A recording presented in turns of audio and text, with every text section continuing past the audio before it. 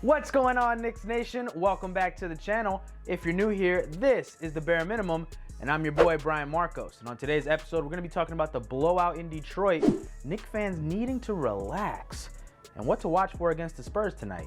So first things first, the New York Knicks ended up beating the Detroit Pistons, and when I say beat, I mean pummeled, to the score of 109-90. I wish I had more to say about this, but really, we outplayed them in every category, especially in offensive efficiency. The Knicks shot 51% from the field and 50% from behind the arc. The team was led by another all-star performance by Julius Randle, who had 25 points, 8 rebounds, and 6 assists. Now you pair that up with RJ Barrett's 21 points off 61.5% shooting, and the Knicks were definitely not losing this one. Rose has really opened up that offense for us since he entered the starting lineup. Tip said, "I think the first unit is really finding some chemistry together, and I think they're really reading the game well. Offensively, when we share the ball, we're hard to guard." So let's get excited, Knicks Nation. Your New York Knicks are above 500 this late into a season for the first time since 2012-2013, when we finished with a 54-28 record. This season has been an astonishing one for Knicks fans, especially because it was so unexpected. Now I know we have a whole second half to play, but this team just feels different, doesn't it? It feels different from those teams like Jeff Hornacek's or Derek Fisher's, where we were hovering around that 500 mark, and then it all just kind of fell apart in the second half. Our all-star Julius Randle had this to say: "Honestly, in our locker room, it's expected. I'm not really surprised at where we're at as a team." So what really has transpired that has us, the New York Knicks, sitting in 4th place? Well, for starters, the New York Knicks actually started playing defense, and very well, may I add. In the NBA, they actually ranked number 2 overall in defensive efficiency and number 1 in points allowed per game. The second reason is that players like Julius Randle and RJ Barrett are progressing in their game. On one end, Julius Randle is playing at an all-star caliber level because he's playing more composed, and his efficiency has gone up because he just has better shot selection this year.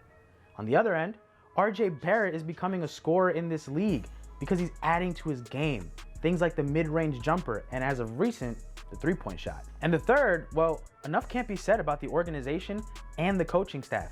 To build a team that likes each other and also competes every single night, we hear a lot about culture change this and culture change that, but we're actually starting to see it.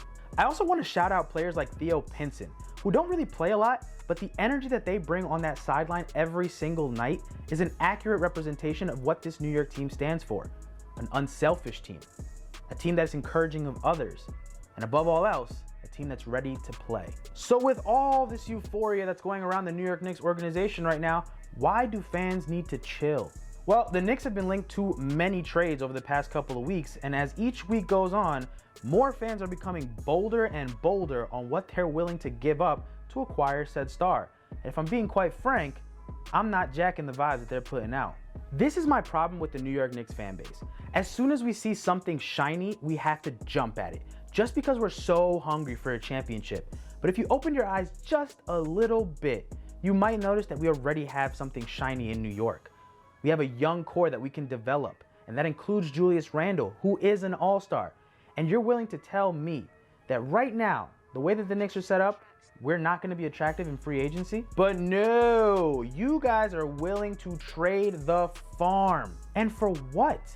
Doesn't this sound like Melo 2.0? Remember how that went?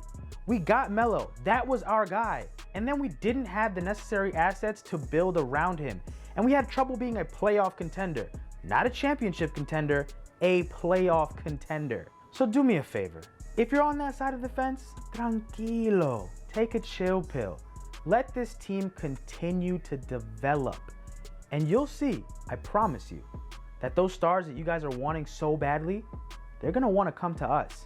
Now we go back to the rosier side of things, where the Knicks have won 7 of their last 9 games, but they faced the toughest matchup that they have in this stretch against the 17-13 San Antonio Spurs. The Spurs are coming off a tough overtime loss to the Brooklyn Nets, 124-113.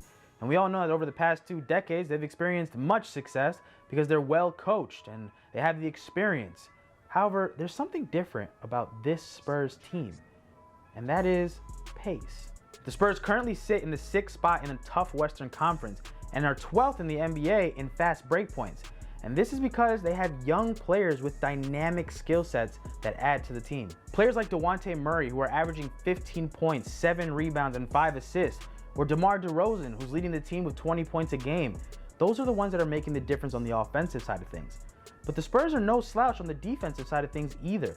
They rank 11th in the NBA in points allowed per game. So how did the Knicks beat the Spurs and keep this hot stretch going? It's all going to start off with the New York Knicks taking advantage of the Spurs' tired legs. As I mentioned, they just came off a tough overtime loss to the Brooklyn Nets last night. But they're also missing key players in Rudy Gay and Derek White due to COVID protocols. So the Knicks secondary unit is going to have to match up really well against the likes of Patty Mills, who's carrying a heavy load on the Spurs side of things. The second, that's our matchup to watch. RJ Barrett yet again, this time versus DeMar DeRozan.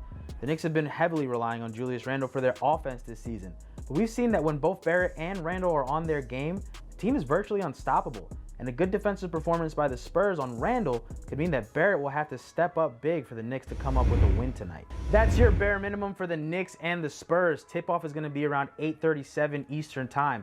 And also let me know in the comment section below if you're in favor of trading for stars or if you want to develop what we have here. I'm Brian Marcos, and I'll catch you guys on the next one.